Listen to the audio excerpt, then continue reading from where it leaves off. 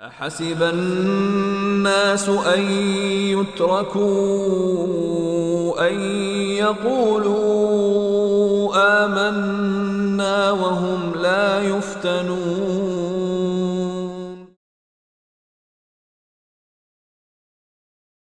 تقال العثار العظام به ويغدو الهوى ككبش ذبيح بذكر الإله. Then finally about this ayah in regards to this dunya and the next. In this dunya there is no loss for the believer. They can't lose. You know, the believers were addressing the hypocrites and they said to them, I believe this is in Surah At-Tawbah, هَلْ تَرَبَّصُونَ بِنَا إِلَّا إِحْدَى الْحُسْنَيَيْنِ. Are you waiting or procrastinating in our case, and we're only going to end up in one of two beautiful things?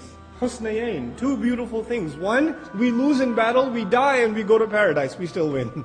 Or we win in this life and Allah gives us reward in the next life. In other words, the Muslim can't lose. It's only a win-win situation for the believer. So much so as something that everybody gets sad about. You know, when people get sick, you become very sad for them. And it's a very difficult thing for families to cope with and things like that. But from an iman point of view, from a faith point of view, when the messenger is brought, sallallahu alaihi wasallam, someone who's sick, what does he say to them? La ba's. The first things he says, la ba's, no problem. That's the first thing he tells them. It's a strange thing to say to someone who's sick. He says, la ba's. Then he says, tahur insha'Allah. It is a purifier by Allah's will.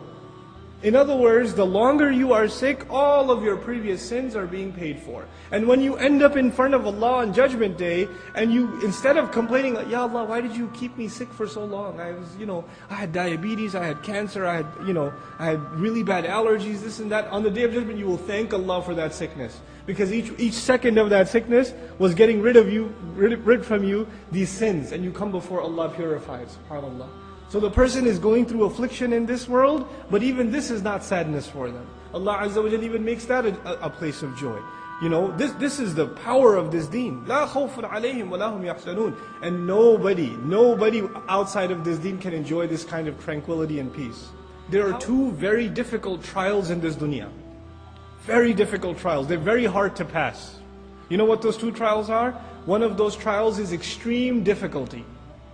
Like a calamity, like a flood and an earthquake, or serious famine and poverty and hunger and a violence and things like these are serious trials, very difficult. You can lose your faith in that kind of a trial. That's one kind of problem that can test your faith.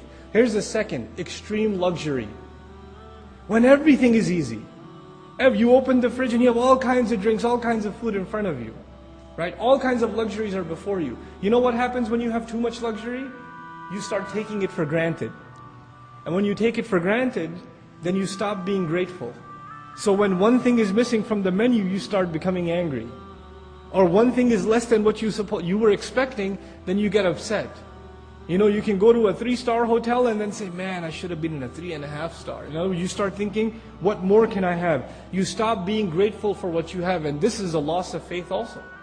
So some people in this dunya are right now being tested with difficulty. And others, don't think we're not being tested. We may be tested with luxury. We may be tested with ease. Of kings. I know there are parts in the Muslim world where like children have meat on the table on Eid day. And they get one piece of meat. And this is like, on Eid I had a leg of chicken. And they're amazed by it. And how much food we throw leftovers and things like that. We're not grateful people. He mentions following guidance as an individual thing. You know why? Because sometimes following guidance means you have to be alone.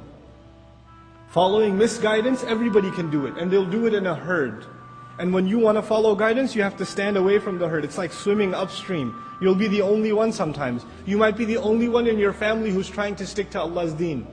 Everybody else is going in the opposite direction. Look at the messengers. When they start their missions, ﷺ, all by themselves.